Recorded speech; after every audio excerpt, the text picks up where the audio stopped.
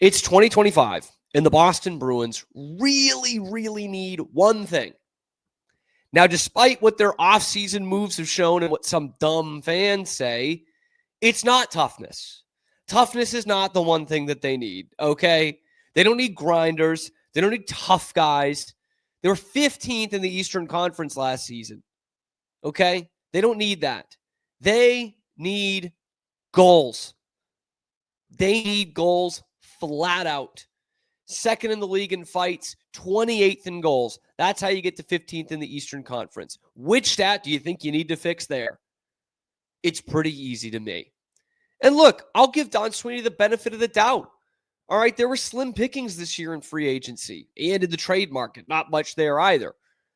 Okay, since the Bruins spend up to the cap pretty much every single year for some lackluster talent, then they can't go out there. The cap goes up, but they have just as much to spend as anybody else. So what makes it enticing to come to Boston and play for this team? With their cap situation and the short-term outlook of it all, it wouldn't have really made sense for the Bruins to splash all the cash they had on one goal scorer, a lackluster free agent class that was headlined by Brock Besser and Nikolai Ehlers. But what if I told you they might have pulled off a Billy Beane on all of us? They might have moneyballed this thing. They might have actually picked up a legit goal-scoring prospect who is ready to break out in the NHL on the cheap. Okay. Wow. Look, you've got to have some offensive skill when David Pastrnak is stepping in and telling his GM, look, you got to go out and get this guy. This guy is the little-known winger, Matej Blümel, who they signed on the first day of free agency.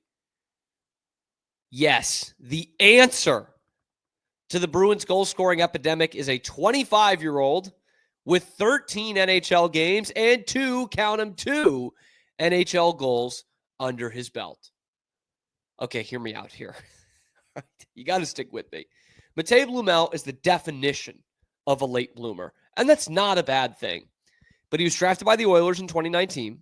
He went back to the Czech Republic, his home nation, hence the David Pastrnak connection, and wanted to go back there, hone his skills. And usually you do that for a year or two. He stayed for 3 years, which means no ELC with the Oilers.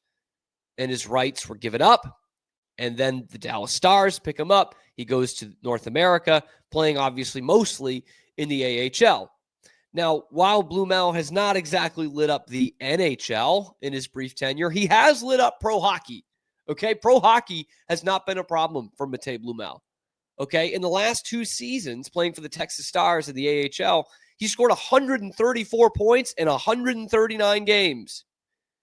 70 goals in that time, including leading the entire AHL with 39 last year. Led the minors in goals. If you can't get the NHL goal scorers, the next best thing has to be buying the best AHL goal scorer, right? Right? Well, most people are already hearing this and saying, what are we doing here? What are we getting excited about? This guy's a non-prospect. Why hasn't he played in the NHL yet? Well, pretty simply, the Dallas Stars are a good team. The Bruins are not. The Dallas Stars are a good team. They go to the Western Conference Finals a lot. In fact, the last couple of years, there they've been. Look at their line chart. On the wing, in the last 2 seasons, they have had, in regular rotation, on the wing, Mikko Rantanen, Jason Robertson, Matt Duchene, Mason Marchment, Joe Pavelski, and Evgeny Dodonov. Oh, yeah, and Jamie Benn and Tyler Seguin have been playing on the 3rd and 4th line. Where is Matej Blümel supposed to fit in there?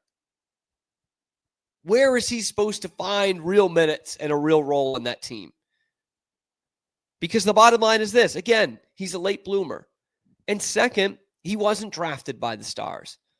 So there's not that onus of, we've got to develop this guy. We've got to give him a real shot. We've got to give him NHL minutes. They got him on the cheap. They didn't use draft capital to get him. Okay, and there's a logjam at his position. They're not taking Jamie Benn out of the lineup to put Matej Blümel in. No matter that, Blumel probably is a better goal scorer at this point in the NHL than Jamie Benn is. The Stars did not give him a shot. The Bruins need to give him a shot. They have sucked at giving the few prospects they've actually had real looks for the past 10 years or so. Kind of lines up with when Don Sweeney was here, although, of course, there was a little bit of that with Chiarelli too, a little bit, not nearly as much as Don Sweeney. They have an illustrious history of letting these guys just rot away in Providence or sticking them on the fourth line in Boston, giving them 11 minutes a night and saying, well, we gave them a chance. That's not giving them a chance. And I know because we've seen it the last few years, especially, with guys like Patra to some extent, more so with guys like Fabian Lysell, definitely more so with someone like Georgi Merkulov. So you're probably going to suck this year. Give this kid a chance. Because we've been begging them to give Georgi Merkulov a chance, a real chance, and they still won't do it. Blumel's even better than him. We know Merkulov's had the 30-goal season. Blumel's getting better. He had twice as many goals as Merkulov did last year, and the numbers are going up. Merkulov's 24. Blumel's about to turn 25. That's end of the road. That's kind of now or never for a prospect, right? 25. And it is. It's a long shot, right? You're signing him off someone's AHL team that didn't want to re-up him, someone that's cap-strapped in the Dallas Stars and had to get rid of some pieces. They still didn't find a spot for Matej Blümel. So it is a long shot. But does it really hurt you? Does it really hurt the Bruins if he's playing on the second line early in the year? Like, are you going to be that much worse? Are you really worried about taking minutes away from Victor Arvidsson and seeing if you might have something in this kid? Because this becomes a major question for the Bruins this year. Who are they giving a chance to? We saw the blueprint of what they are. We saw it the back half of last year. We certainly saw it after March 7th when they cleaned house and they traded Carlo and Coyle and Marchand, and God forbid they traded Justin Brazeau. We saw what this team looked like, and it's bad. And you've got some guys needing to bounce back. You've got some guys coming back from injury, major injuries in the case of Charlie McAvoy and Hampus Lindholm, missing a combined, 95 games between those two guys last year. You've got to give these kids some run.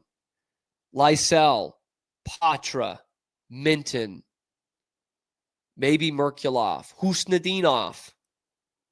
And Matej Blümel should absolutely be a part of that. Look, you have your best player, the guy who probably should be your captain, the face of your franchise, sticking up for this kid and saying, look, Don, we don't have any money. I know you don't like spending it anyway. Can we just please try to get somebody with some sort of offensive creativity in here? He'll cost you nothing. And maybe that is exactly what happened.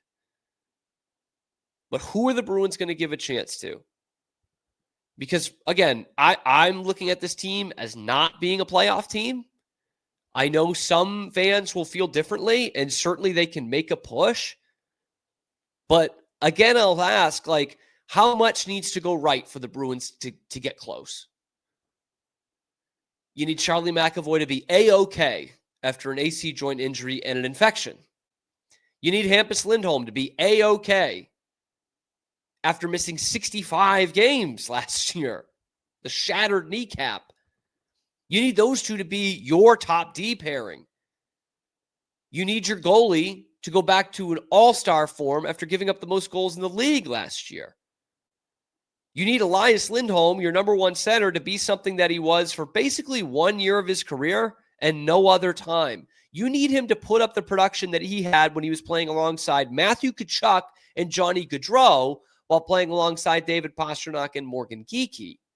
You need a ton to go right to be in the playoff picture in the toughest division in hockey. I say that to say you're probably not making the playoffs this year. You'd probably be better off having another top 10 pick and hoping that someone who's foolproof can fall into your lap like what happened this year with James Higgins. So, in that case, in the dire doom and gloom outlook that I've just given to you, what's going to make more sense?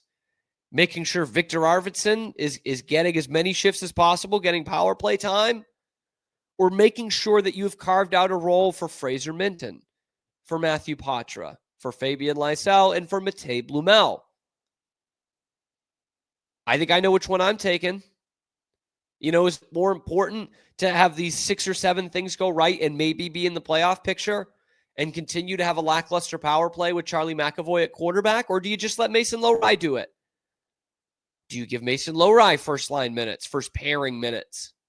Is he playing a penalty kill this year? I think those are the questions you need to look at with the Bruins this year. And that's kind of where Matej Blümel fits in. If they are going with the more conventional approach that most other teams in their position would do, knowing the lack of talent they have, Matej Blümel is finally going to get a shot. And we'll see if the kid who led the AHL in goals can put the puck in the net at the NHL level. But I say that's the conventional way. Most teams in the Bruins situation would do that. They wouldn't have given a 5-year contract to Tanner Jeannot this year. They understand where they're at. The Bruins, I don't think they do. I really don't think they understand where they're at. Certainly the owners who really don't give a shit don't understand where they're at. And Don Sweeney tells them, yeah, we're actually just like one move away. And so they're like, okay, Don, go and take it. And somewhere in the middle there, Cam Neely, the great Cam Neely, with all the hockey sense, the one who was he was part of the hiring team for Peter Chiarelli. He was part of the group that did evaluate the talent and selected Patrice Bergeron in the second round, David Krejci in the second or third round, Brad Marchand in the second round or third round, whichever one that was, Tuukka Rask, Milan Lucic. He was part of that. He needs to be in the middle saying, actually, Jacobs family, we're really not that close. We're really not that close to getting where we need to be. This actually needs a rebuild, not a retool or whatever Don's calling it. Look, I've seen this roster. It's not good enough. It wasn't good enough last year. We didn't improve it. It's not going to be good enough next year. Let's just stop spending for now and blow this thing up. But they don't do that. They don't do that. So maybe, just maybe, that means Matej Blümel is just stuck in Providence. And to me, that would be such a waste. I'm not saying this kid's going to score 45 goals this year, okay? But he led the league. He led the AHL in goals last year. Are you really buying him so that you can play him for Providence? Or are you going to try and see if he can score 15 to 20 in Boston? Because outside of Pastrnak and Geekie, I don't know who on this team is scoring 20 goals. I don't think Elias Lindholm's doing that. I don't think Pavel Zacha's doing that. Casey Middlestat's certainly not doing that. Just an injection of life. You need some scoring on the wing. Here's a lifeline. You didn't go out and buy NHL talent. Buy the best AHL goal scorer there is. Stick him on the big club. Let's see what he can do. And let's see if he can back up David Pasternak's endorsement, because that should be ringing in that locker room. But let me know what you guys think in the comment section below. Should the Bruins try to give Matej Blümel a shot, or are you one of those people that say, no, they're going to make the playoffs this year. Let's not waste time with career minor leaguers. Let me know in the comment section below. Be sure to like the video, subscribe to the channel. It's coming at you live every weekday, high noon Eastern time on YouTube, and then available wherever you get your podcasts as well. We have taken a deep dive through some of the Bruins prospects, who's going to have a role this year. So check that out on the YouTube channel as well. Talking a lot of Bruins, Red Sox, everything else going on in the world of Boston sports, so you don't have to touch that radio dial. I'm your host, Cam Stewart. Zach Burke keeps us on the air 5 days a week from behind the glass.